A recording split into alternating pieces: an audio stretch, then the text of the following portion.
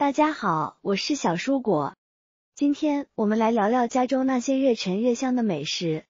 这些食物不仅不会因为时间而变质，反而会变得更加美味，甚至增值。如果你也对这个话题感兴趣，请在留言区留言，我们一起探讨。保质期与最佳赏味期。我们常说的保质期，更准确的说法其实是最佳赏味期。它代表的是厂商保证在这个期限内，食品能维持最好的风味和品质，但这并不等于最后安全食用的期限。有些食物因为其独特的成分和正确的保存方式，能够突破时间的限制，甚至越陈越香。茶叶，越陈越香的奥秘。绿茶，追求新鲜。首先，我们来说说茶叶。其实很多人都会认为茶叶既然是食品，那肯定有保质期。这个观念只对了一半。茶叶能不能放，甚至越放越好喝，关键在于它属于哪一类茶。有一种是比较不耐放的，青春派最典型的代表就是绿茶。我们喝绿茶，喝的是它的鲜和爽。绿茶是没有经过发酵的，里头含有非常丰富的茶多酚和叶绿素，这些都是它鲜爽滋味的来源。但同时，这些成分也非常不稳定，容易氧化。所以绿茶如果放久了，你会发现它的颜色会变黄变暗，原来那种清新的豆香、海苔香会消失，取而代之的是一种沉闷的味道，喝起来也不再甘甜。所以对于绿茶来说，我们追求的是新鲜。怎么保存呢？最重要的就是密封、避光、防潮，最好是放在冰箱的冷藏室里，并且要跟其他味道重的食物隔离开，不然它很容易吸收异味。普洱茶，越陈越香。普洱茶、陈年老茶等发酵茶则是实力派。这些茶在制作过程中经历了发酵，储存过程中还会进行后发酵转化。茶叶中的微生物会持续工作，将茶多酚、咖啡因等物质转化为茶黄素、茶红素等，使口感变得滑顺、醇厚。存放10年、20年的老普洱，香气会从花果香转变为木质香、樟香，甚至药香。高品质的陈年老茶兼具品饮价值和收藏增值潜力。但要注意，陈化的茶不等于霉变。发霉的茶有霉味，甚至可能滋生有害物质，必须丢弃。存放老茶的环境需通风干燥，无异味。酒，陈年老酒的魅力。接下来我们来说说酒。很多朋友可能也注意到了，现在市面上很多白酒，特别是度数比较高的，包装上是找不到保质期的。其实这是有依据的。根据规定，酒精度超过10度以上的酒类是可以免于标志保质期的。为什么呢？这背后有2个很简单的科学原理。第一，高浓度的酒精本身就是一种非常厉害的天然防腐剂。在这样一个环境下，绝大多数的细菌、霉菌等微生物都无法生存和繁殖，所以酒不容易变质。第二，也是更迷人的一点，就是白酒在瓶子里会发生一个缓慢的化学反应，叫做酯化反应。您可以想象，酒里面的酸和醇这2种物质，就像是一对正在谈恋爱的男女。在新酒里，他们还比较独立，所以喝起来味道可能比较冲、比较烈。但是随着时间1年、2年、10年的过去，这对男女在瓶中这个安静的环境里，慢慢的结合。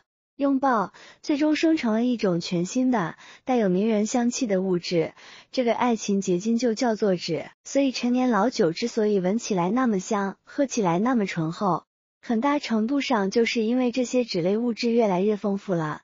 但是这里有一个非常重要的信息，也是很多朋友会搞错的，是不是所有的白酒都越放越好喝呢？答案并不是。真正具有陈放价值的，只有那些采用纯粮食、用传统固态发酵工艺酿造出来的高度白酒。这种酒的成分是天然的，有足够的酸和醇来进行我们刚才说的酯化反应。而现在市面上还有另外一种，是用食用酒精加上水、香精、添加剂等等勾兑出来的白酒。这种酒，它的香气和口感是靠添加剂调出来的，本身缺乏转化的基础。放久了之后，酒体可能会变得寡淡，香气也会散失，完全没有收藏的价值。所以选择能陈放的白酒，一定要看清楚它的原料和工艺。那我们家里的好酒要怎么保存呢？记住几个要诀：避光、恒温、瓶口密封好，并且要直立存放。避光是为了防止光线加速酒体的化学变化，恒温是避免热胀冷缩破坏瓶口的密封性。密封好是为了防止酒精挥发，也就是我们常说的跑酒。而直立存放则是为了避免高浓度的酒精长时间接触瓶盖可能造成的腐蚀。4.